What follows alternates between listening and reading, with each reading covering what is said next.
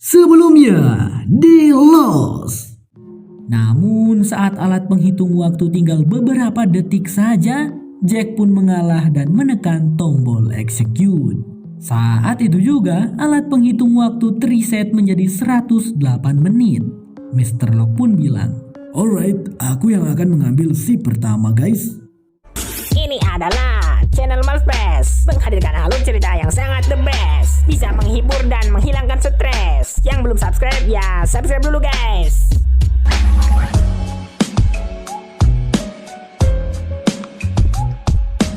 Inilah Lost Season 2 episode 4. Episode kali ini diawali dengan diperlihatkannya Harley yang tengah bersenang-senang dengan semua makanan yang ada di bunker. Sudah lama sejak terakhir kali dia bisa memakan makanan selezat itu. Dia tampak sangat bahagia. Namun sayang, Kate membangunkannya dari mimpi indah tersebut dan memperingati Harley agar tetap terjaga untuk mengetikkan urutan angka pada komputer setiap 108 menit. Oh, jadi yang ngambil shipnya bukan cuma Jack dan Mr. Locke ya, tapi mereka-mereka yang tahu tentang bunker tersebut. Harley kemudian terlihat pergi ke pinggir pantai setelah selesai dengan ship jaganya.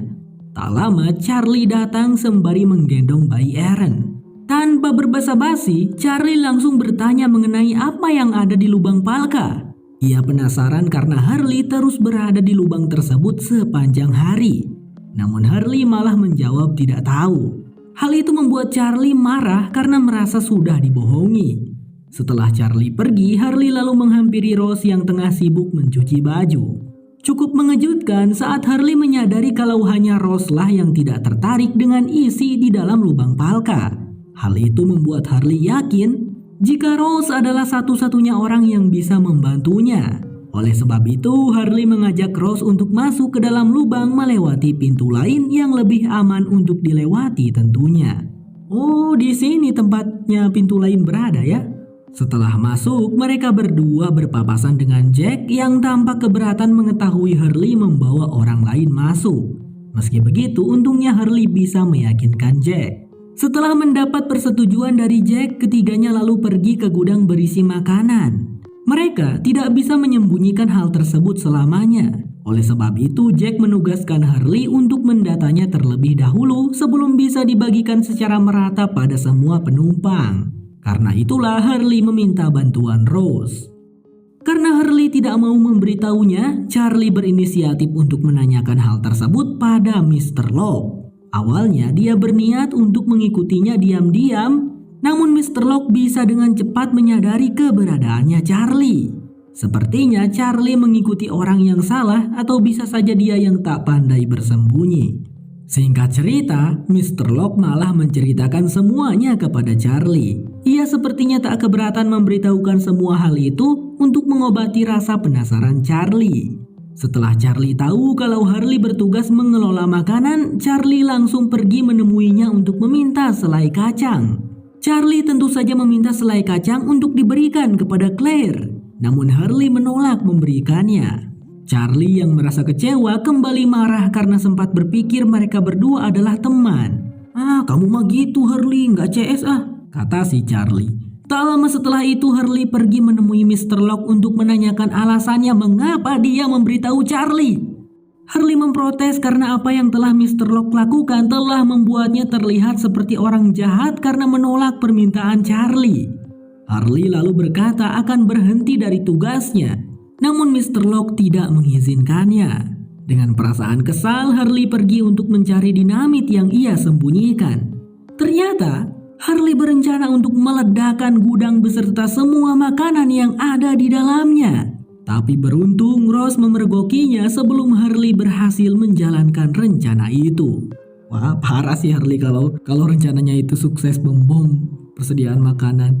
Harley kemudian teringat tentang kejadian saat ia memenangkan sebuah lotre. Saat itu dia tidak percaya sampai jatuh pingsan. Ibunya yang mendengar suara benturan cukup keras segera membangunkan Harley dan menanyakan apa yang terjadi. Saat itu Harley tampak bingung. Haruskah ia mengatakan yang sebenarnya? Setelah berpikir sejenak, Harley memilih menutupinya dengan berbohong. Setelah kejadian itu, Harley terus memandangi kupon lotrenya sampai tidak fokus bekerja. Saat itu Harley bekerja di sebuah restoran ayam dan ia pun mendapat teguran dari bosnya karena kedapatan memakan beberapa potong ayam.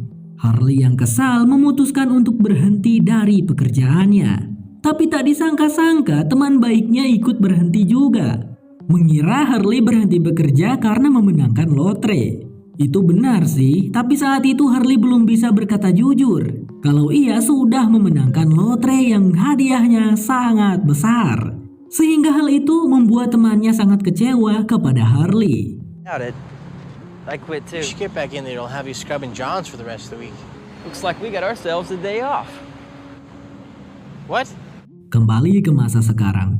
Kejadian yang dialaminya membuat Harley merasa tertekan. Dia tidak mau dibenci semua orang. Jika dia memberikan makanan pada seseorang yaitu Charlie, maka yang lainnya akan merasa cemburu dan marah padanya. Harley mencoba menjelaskan itu kepada Rose, dan Rose tak mampu mengatakan apa-apa selain berharap ucapannya bisa menenangkan Harley. Di sisi lain, Jack pergi ke tempat Said yang sedang berusaha membobol sebuah pintu. Said sangat kesusahan karena di sekeliling pintu terdapat beton yang cukup tebal. Mustahil bagi mereka untuk bisa lewat sana. Karena itu, Said menunjukkan sebuah jalan melalui jalur bawah. Mereka berdua kemudian menelusuri jalur dari bawah untuk mencari pintu masuk lain. Tapi sayangnya semua akses sudah ditutup rapat. Menyadari usaha mereka hanya sia-sia saja, Jack menanyakan pendapat Said. Said lalu menyebut sesuatu tentang Chernobyl. Tiba-tiba terdengar sebuah suara yang menginterupsi keduanya. Jack yang penasaran langsung menyelidiki sumber suara tersebut. Yang ternyata suara itu berasal dari Kate yang baru selesai mandi. Suasana berubah menjadi canggung. Sementara itu, Claire yang sedang berjalan-jalan di pinggir pantai tanpa sengaja menemukan sebuah botol yang berisikan sebuah surat. Claire yang menyadari ada sesuatu yang aneh lalu memungut botol tersebut. Setelah penemuan botol itu, Claire ditemani dengan Shannon pergi menemui Sun Hwa. Claire menjelaskan tentang botol yang kemungkinan besar berasal dari rakitnya tim Michael. Claire berpikir harus memberitahu Sun Hwa juga dan memintanya untuk memutuskan apa yang harus mereka lakukan.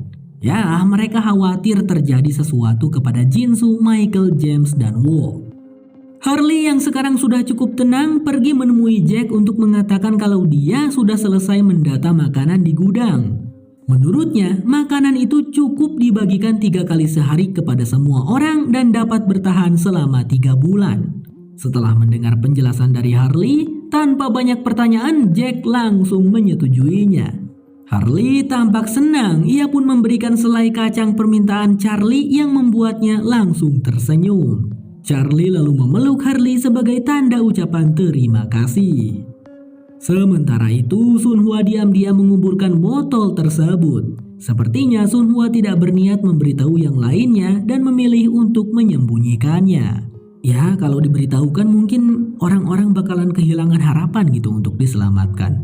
Tapi bagaimanapun Sun Hwa mengkhawatirkan Jinsu. Di sisi lain, Michael, James, dan Jinsu yang masih terkurung tampak tengah berdiskusi. James mencoba menjelaskan pada teman-temannya jika mungkin saja Anna sedang merencanakan sesuatu terhadap mereka. Oleh sebab itu, James merasa apapun yang mereka perbuat hanya sia-sia saja. Ia juga ingin agar Michael berhenti untuk berteriak.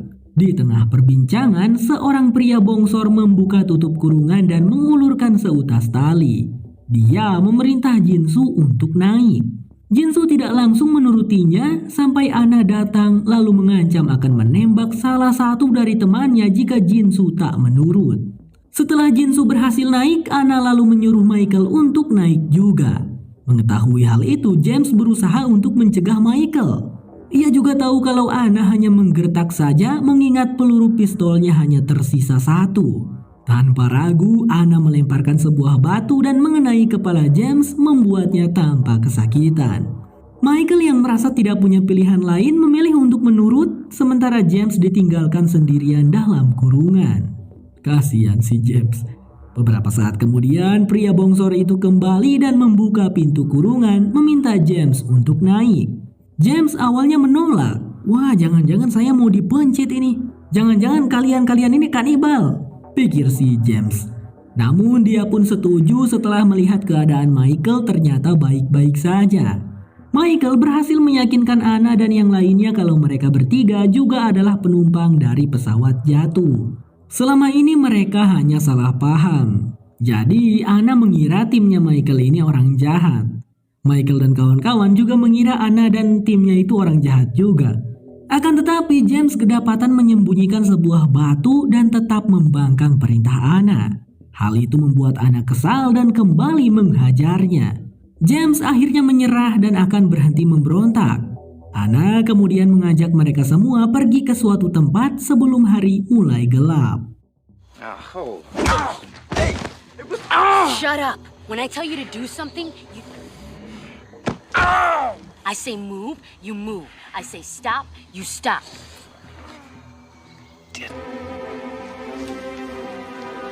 Di tengah perjalanan, Michael berkenalan dengan seorang wanita bernama Libby. Libby menanyakan berapa jumlah orang yang selamat di pesisir pantai dan Michael menjawab ada 40 orang. Michael lalu menanyakan hal yang sama dan Libby menjawab kalau mereka ada 23 orang. Tak lama mereka pun berhenti di suatu tempat. Anna tampak mengetuk sebuah pintu yang berada di balik dedaunan. Hingga beberapa saat kemudian muncul seorang pria tua dari balik pintu tersebut. Setelah berada cukup lama di sana, seorang pria tua yang membuka pintu tadi menghampiri ketiganya. Ternyata pria tua itu ialah Bernard, yaitu suami dari Rose. Bukan Rose Blackpink, tapi Rose yang ada di pesisir pantai ya guys ya. Bernard menanyakan tentang Rose pada ketiganya dan Michael menjawab kalau Rose dalam keadaan baik-baik saja, alhamdulillah. Bernard tak mampu menahan air matanya. Ia pun mengucapkan banyak terima kasih kepada Michael dan kawan-kawannya. Wah, sangat mengharukan teman-teman. Ternyata para penumpang pesawat di bagian belakang juga pada selamat, meskipun tidak semua pastinya. Hanya 23 orang. Lost bersambung. Inilah Lost Season 2 episode 5. Pada episode kali ini diawali dengan diperlihatkannya hari yang cerah di pinggir pantai. Hal itu tentu saja langsung dimanfaatkan dengan baik oleh Claire dan Sunhwa untuk mencuci acuh. Mereka lalu membahas mengenai botol berisi surat dari rakit yang hanyut. Claire percaya hal itu bukanlah pertanda buruk dan mencoba menenangkan Sunhwa yang tampak galau. Namun tiba-tiba saja Sunhwa terlihat panik lalu menggeledah barang-barang miliknya. Ia berkata kalau cincin pernikahannya hilang. Sunhwa yang masih mencari di mana cincin pernikahannya kembali ke perkemahan dan mengobrak-abrik barang-barang di sana. Jack yang melihat kemah Sunhwa tampak berantakan langsung pergi untuk menanyakan apa yang terjadi. Setelah mendengar penjelasan dari Sunhwa, Jack lalu bercerita kalau dia juga pernah mengalami hal yang sama. Saat itu dia juga merasa sangat panik sampai mencarinya ke tempat sampah di luar rumahnya. Namun Sarah istrinya tidak pernah tahu kejadian itu karena Jack segera membuat replikanya di toko perhiasan. Sunhwa ikut tertawa mendengar cerita Jack. Namun dia menolak bantuan darinya karena yakin akan segera menemukannya sendiri. Setelah pembicaraannya dengan Jack, Sunhwa mencoba berkonsultasi pada Harley. Harley kemudian menanyakan hal apa saja yang Sunhwa lakukan kemarin. Sunhwa menjawab kalau kemarin dia pergi bersama Shannon dan memberi makan Vincent. Setelah mendengar itu, Harley berpikir bisa saja Vincent tak sengaja memakan cincin milik Sunhwa. Karena itu Harley mengajak Sunhwa untuk menunggu sampai Vincent membuang kotorannya. Vincent tidak mungkin bisa mencernanya sehingga cincinnya pasti akan keluar dalam keadaan utuh. Walau begitu Sunhwa berpikir apa yang mereka berdua lakukan itu konyol. Namun Harley tetap bersikeras karena dulu dia juga memiliki seekor anjing dan pernah mengalami hal serupa. Menurutnya anjing itu adalah hewan pemakan segalanya. Beberapa saat kemudian Sunhwa yang frustasi karena belum berhasil menemukan cincinnya tampak mengamuk sampai-sampai merusak kebunnya sendiri. Saat dia tengah menangis, secara kebetulan Mr. Locke melewati tempat itu dan melihat Sunhwa. Menyadari ada Mr. Locke di sana, tangisan Sunhwa langsung terhenti. Sepertinya dia malu karena ada orang lain yang melihatnya dalam keadaan kacau. Kemudian keduanya tampak berbincang dan seperti biasa Mr. Locke selalu bisa memberikan kata-kata bijaksana yang membuat Sunhwa merasa sedikit tenang. Scene lalu berpindah menceritakan awal mula pertemuan Sunhwa dengan Jinsu. Saat itu Sunhwa hendak pergi menemui seseorang untuk melakukan perjodohan. Sebetulnya itu bukanlah keinginan Sunhwa sendiri, melainkan perintah dari kedua orang tuanya. Setelah bertemu dengan pria yang dijodohkannya, Sunhwa cukup tertarik dengan pria tersebut. Tetapi sayangnya perjodohannya tak berjalan baik hingga membuatnya sedih. Sementara Jinsu saat itu baru saja mendapatkan sebuah pekerjaan. Tetapi pekerjaannya tak bertahan lama karena Jinsu memilih berhenti. Dibanding harus bekerja pada atasan yang selalu merendahkan orang-orang dari kampung, sama sepertinya. Setelah Jinsu kehilangan pekerjaan, ia tak sengaja bertabrakan dengan seseorang di jalan, yang tak lain adalah Sunhwa. Saat itulah pertama kali mereka bertemu dan langsung saling tertarik satu sama lain. Inilah yang disebut jatuh cinta pada pandangan pertama. Di sisi lain, Michael, Jinsu, dan James masih berada di tempat persembunyian kelompok Anna. Mereka bertiga tampak duduk di pojokan, seakan diasingkan karena Anna dan anggota kelompoknya sedang berdiskusi tanpa mengajak mereka. Beberapa saat setelah kelompok Anna selesai berdiskusi, Anna menghampiri mereka dan memintanya keluar. Anna menyuruh ketiganya untuk membantu mencari persediaan makanan dan air. Mereka harus menyiapkan persediaan yang banyak untuk bekal di perjalanan nanti. Karena Anna mau membawa kelompoknya ke tempat di mana Jack dan yang lainnya sekarang berada. Duh, ada aroma-aroma perebutan persediaan makanan di bunker nih nanti kayaknya. Ketika di luar, Anna membagi mereka semua menjadi beberapa kelompok. Setelah itu, Anna, Bernard, dan Jinsu langsung pergi ke pinggir pantai untuk menangkap ikan. Namun Anna yang melihat Jinsu hanya bersantai-santai langsung menegurnya. Tetapi Jinsu justru sedang menebar umpan terlebih dahulu sebelum melemparkan jaring. Dalam sekali tarikan, Jinsu berhasil mendapatkan beberapa ekor ikan yang langsung membuat Anna tak bisa berkata-kata. Wow, berbakat sekali. Boleh dicoba tuh. Does it look like I speak Korean? 저러다가 굶어 죽지. You wanna eat?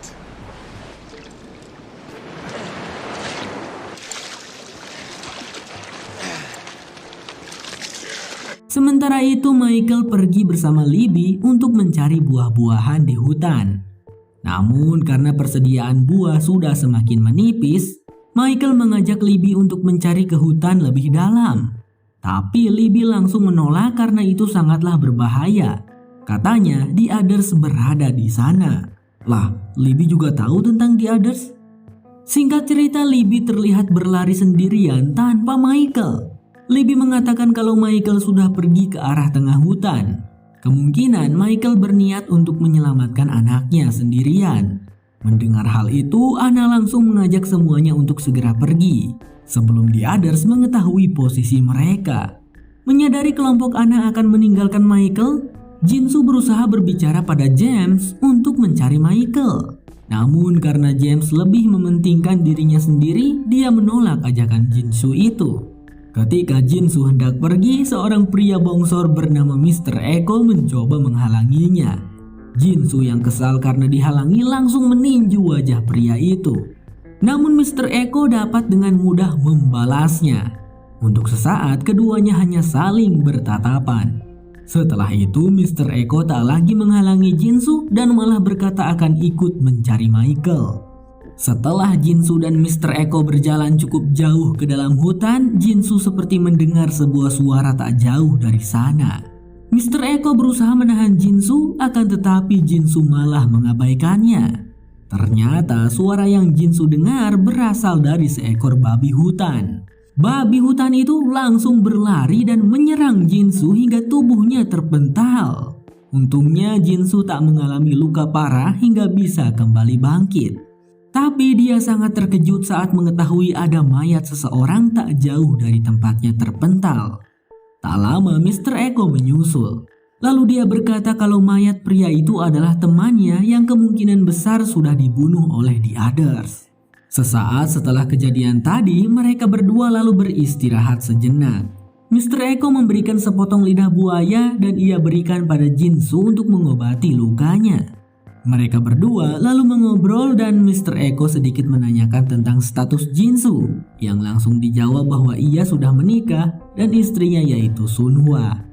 Selesai beristirahat, Mr. Eko dan Jinsu melanjutkan pencarian.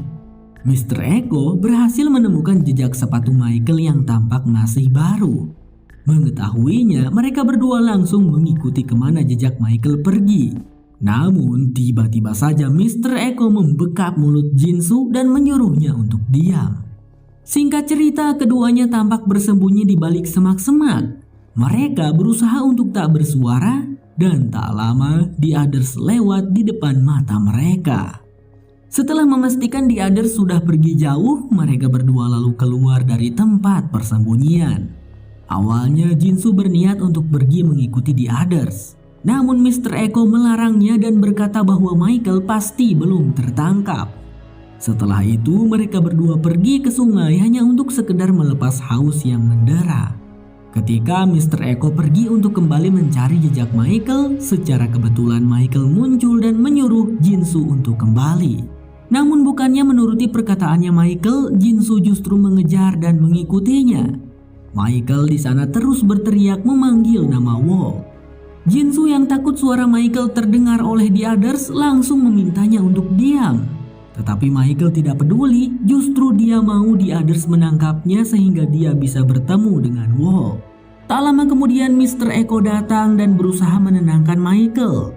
Dia mengatakan kalau dia tahu The Others sudah menculik Wol.